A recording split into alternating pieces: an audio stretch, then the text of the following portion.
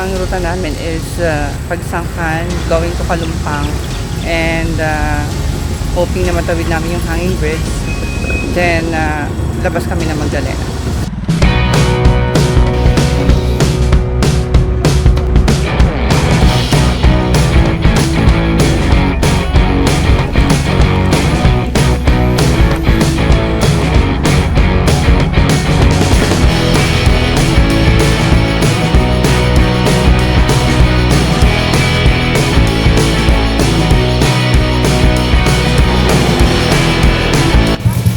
Sabi ni Google, ano na lang, 4.5 kilometer. Malapit-lapit na.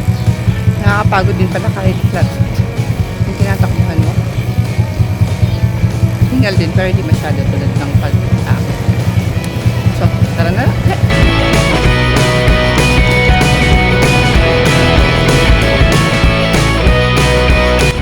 Welcome to Liliw. Bayang Pang-Aliw.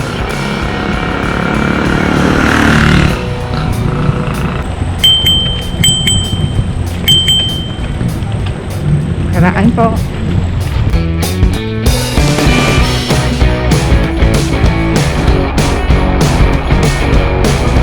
Magtatanong muna ako pa, hindi ko alam eh. Hello po. Saan kaya po yung hanging bridge? Opo. Diretso pa po. Pakaliwa po. Sige po. Salamat po. So, narating na namin itong bayan ng Liliw. Nandito na kami sa Kalumpang. Ito yung hanging bridge nila na nagduduktong sa Liliw to Magdalena. Ito yung tatawarin namin ngayon, and I do hope na hindi ako kabahan kasi medyo mataas naman siya.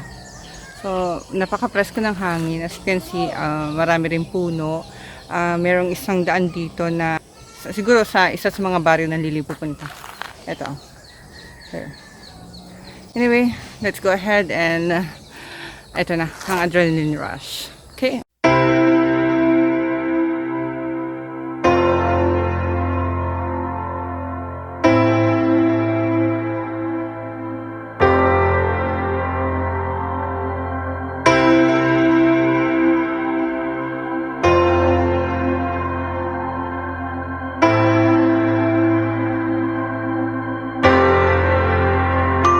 So, nandito muna ako sa tulay. Tingnan mo muna ang view dito bago kami mag-cross. Maganda siya.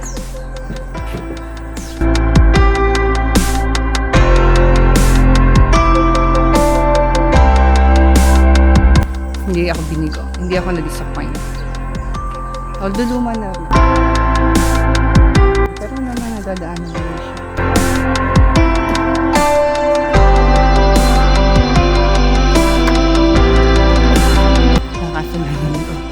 Kasi umuuga. Takot pala.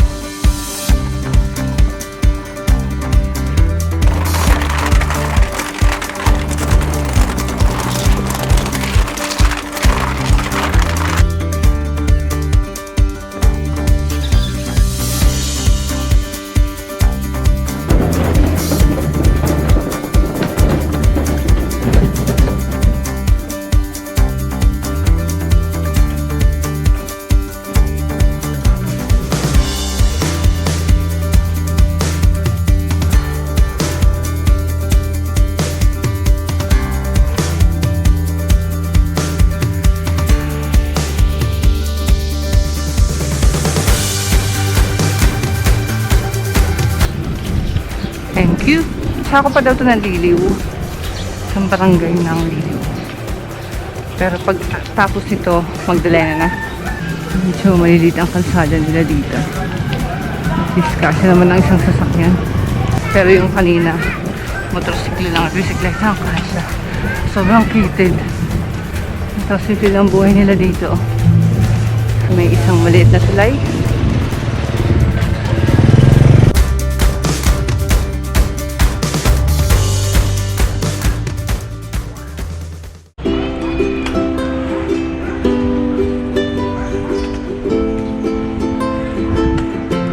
Ay, nakarating din kami sa simbahan ng Magdalena. Sa pinakalumang simbahan dito sa Laguna. Katabi niya pala ang munisipyo. So, maganda siya. Actually. Ayan.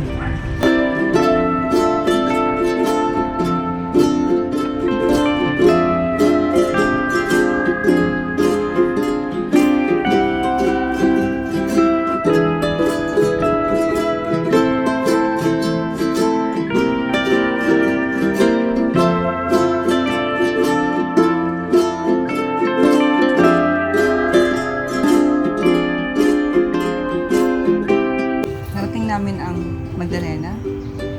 Ito yung simbahan nila. Isa sa pinakalumang simbahan dito sa Laguna. Maganda yung plaza nila.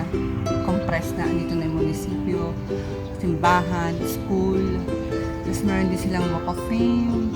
Parang mini park na rin para sa bayan nila. Eh, walang tao ngayon. Siguro dahil nga sa COVID. So, kami lang, almost kami lang sa some employees of the municipal hall. Okay naman tambay dito kasi sobrang init kasi. Time check, 11:30 na lang tanghali. Masyado na kami inabutan ng sikat na araw. Pero ganun pa man okay pa rin yung ride. New experience for me kasi nakalabas kami ng bayan. Hindi lang puro bukid. Linaw ang pupuntahan. And for me, first time ko ma-experience ang mga pantay na daan. Usually kasi sa amin, puro mga elevated kasi yung mga daan dun dahil nabundok nga yung lugar namin sa kabila. But here, it's okay. Nice.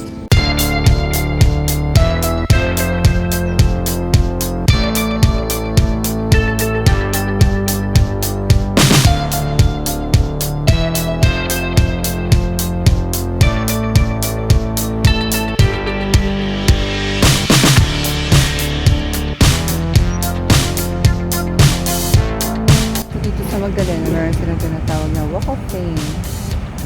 Meron yung mga reboots yung mga nanungkulan dito sa Magdalena. Siguro nag-contribute ng malaki sa ikaunlad ng kanilang bayan. So tara, sige natin. Let's go!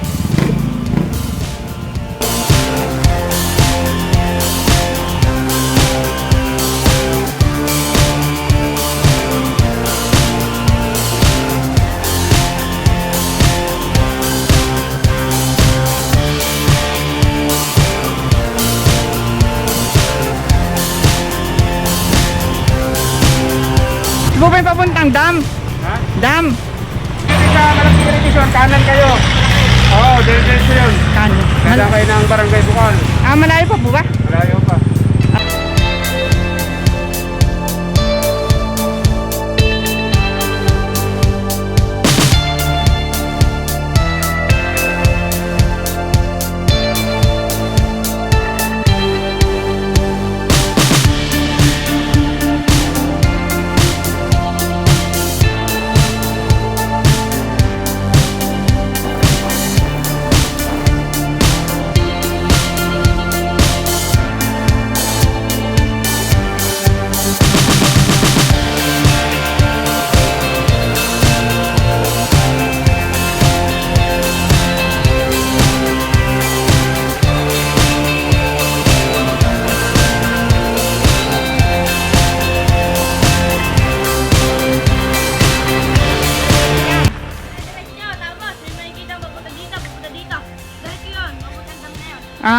Malayo pa.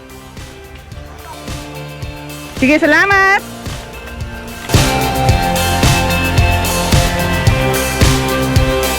Ayan, kalsada na.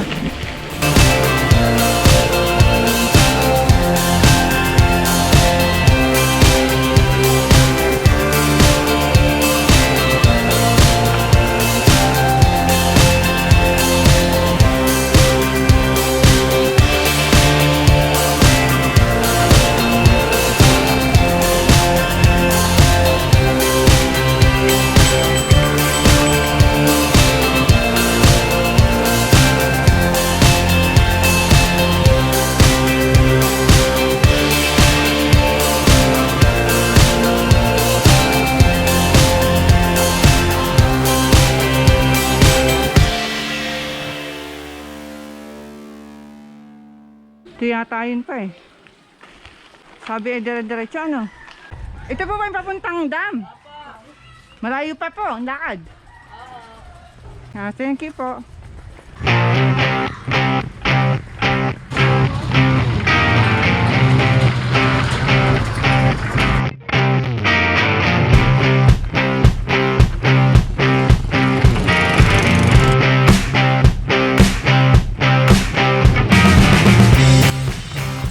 Tapos yung dinaanan namin.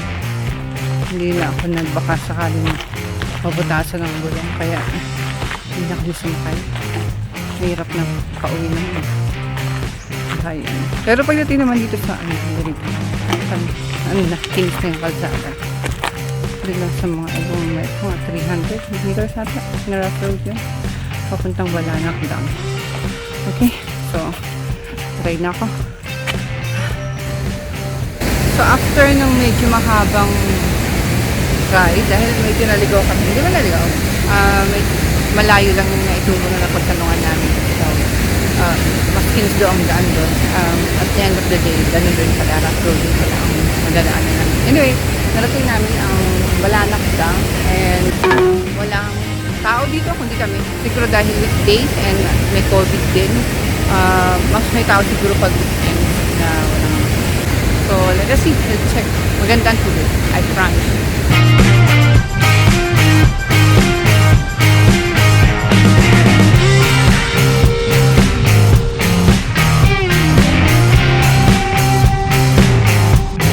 Baba kami sa ilog. Check lang namin kung kumusta naman ang tubig dito. So, of course, bakit sabi ng bisikleta? Hindi mo pwedeng sakyan.